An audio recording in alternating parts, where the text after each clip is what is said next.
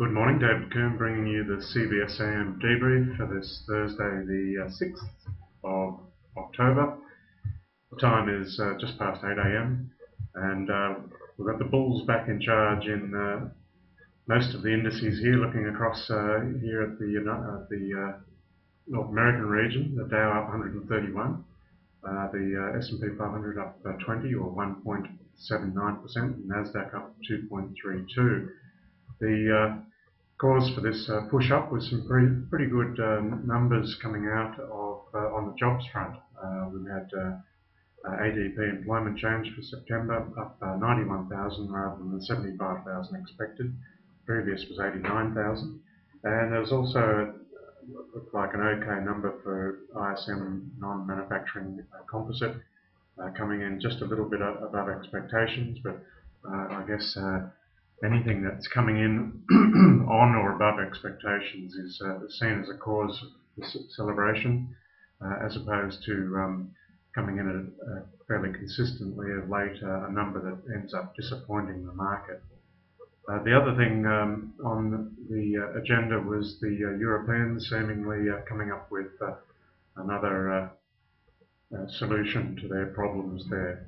Whether or not this proves to be more deck chair arranging on the Titanic will of course remain to be seen. I suspect that it probably is, because we know that this thing is going to take time to sort out, and really it's time that ultimately we'll see this thing put behind us all. Until then, we seem to have to just grin and bear the turmoil. Okay, talking of Europe, let's have a look at the indices there.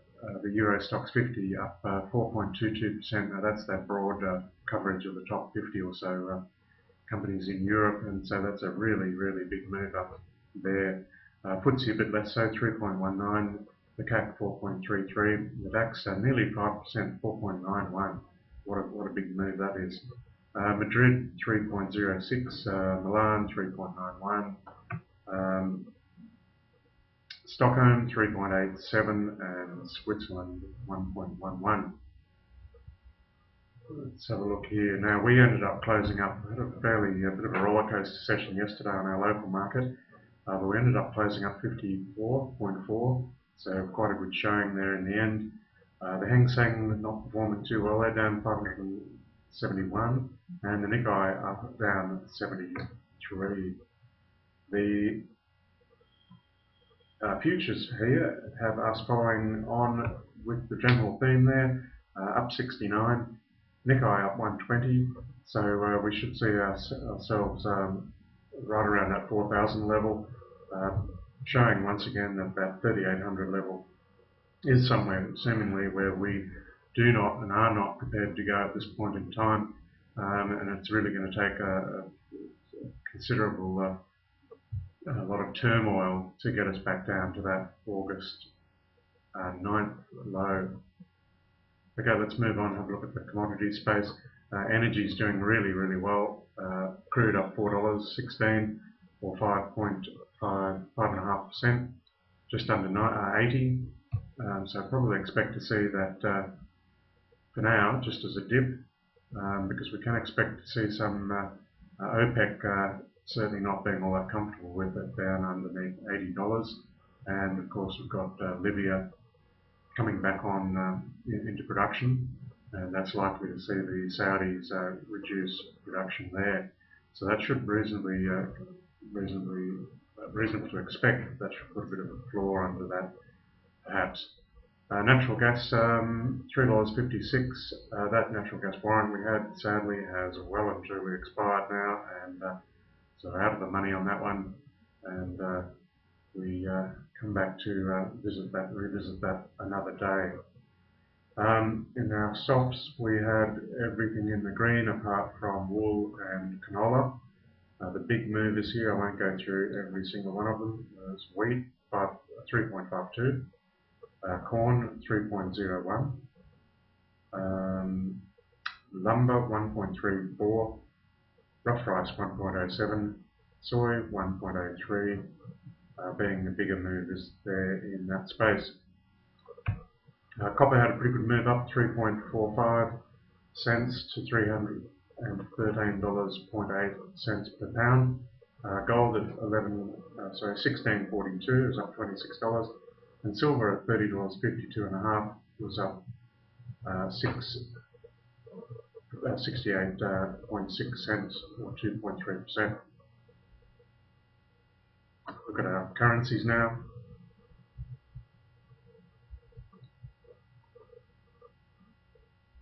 Okay, euro buying 1.338, pound buying 1.545458, US dollar buying 76.77 yen, the Aussie buying 9651, US buying 1.0409 Canadian, and the US dollar buying 92.33 Swiss francs. Go back here and have a look at the economic calendar. So we've got really not a lot of data out during the trading session here. It's not really until we have some medium or tier 2 data out of Switzerland. So really there's nothing here that to focus on or to upset the apple cart until perhaps a little bit later on this evening, when we've got some British data out on rates decision. They're expected to stay the same at 0.5%, and in the Eurozone it's staying at 1.50%. They certainly would seem hardly likely to be pushing those higher. And that takes us through to Friday, and being the first Friday of the month, that means we have non-farms payrolls numbers out, and we're not really expecting much of a number there.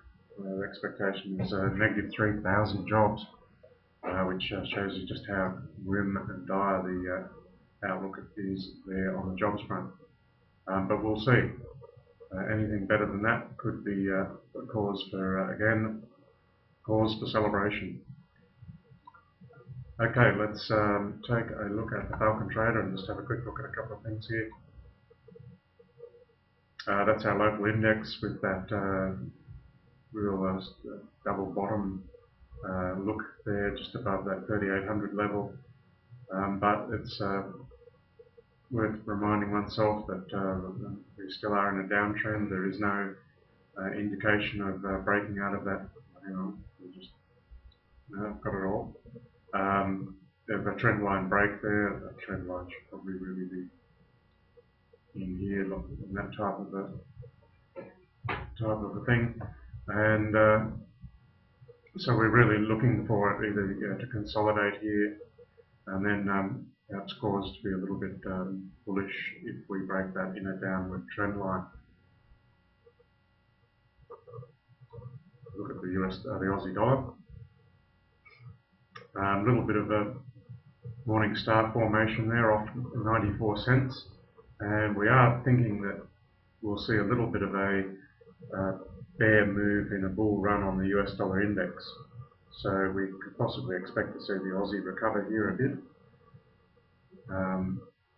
As some of this economic news starts to come through on the positive side, we would expect that to follow through on the Aussie as well, of course. One of the stocks I've been talking about here on and off is Energy World Corp. Got in at 50 cents here and promptly plunged another 10%, which wasn't all that encouraging. And so we're now right at this level of support back here. So we've touched that 1, 2, 3, sort of 4 times. So if it can hold above that level, that should prove to be reasonably solid here. A little bit too premature getting in on this level here of what I thought was support. The other thing, of course, that's affected the energy sector is the falling energy prices. That hasn't helped the case here at all either. Moving on, having a look at the cotton ETF here. This is the non-leveraged cotton ETF that's traded out of London in US dollars. We're still bullish cotton. If you have a look at the Barrett's Bulletin, what John has written about cotton there, then you get a bit of a feel for some of the fundamentals on that and where we are overall in the equation. Certainly, you'd be inclined to say that we're closer to the bottom of the trading range here than we are at the top.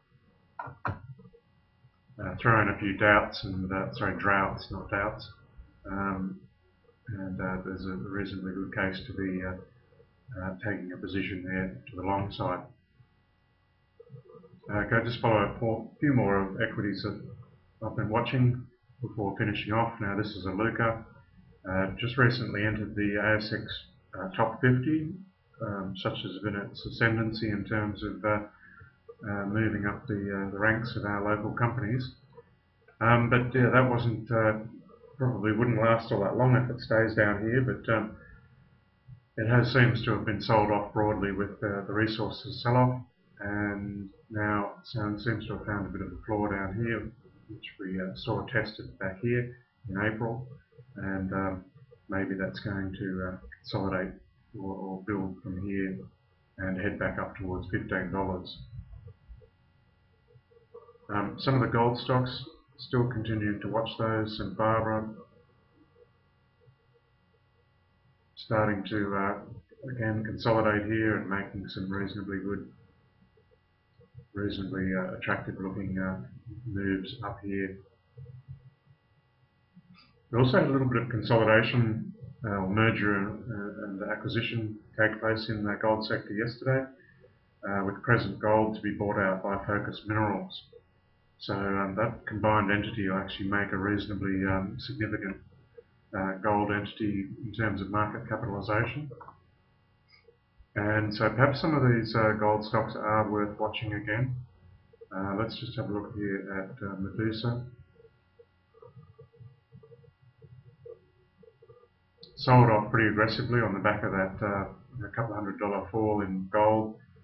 Does seem a little bit overdone, given that the cost of production for some of these companies is $300 and $400. They're still making $1,000 an ounce at $1,400, let alone $1,600 for $1,920. So yeah, I think it's worth considering these again. Just to finish off here, because I'm probably dwelling on this a little bit longer than I should. Dragon Mining, DRA, another one to consider. Getting a little bit of a wedge pattern there. Looked at Medusa, Kingsgate. Not too sure about Kingsgate. Seems like it was really aggressively dumped here, but probably worth considering. And leaving that there, I'm just going to have a quick look here at the VectorVest system. It's now indicating a neutral position on the markets, not advocating buying stocks. Its top 5 picks by value, safety and timing is Medusa, Troy Resources, Silver Lakes, Campbell Brothers and Caltex. So the top 3 there are in fact gold stocks in that category. We can just bring up the bigger listing. Again, sorted by value, safety and timing.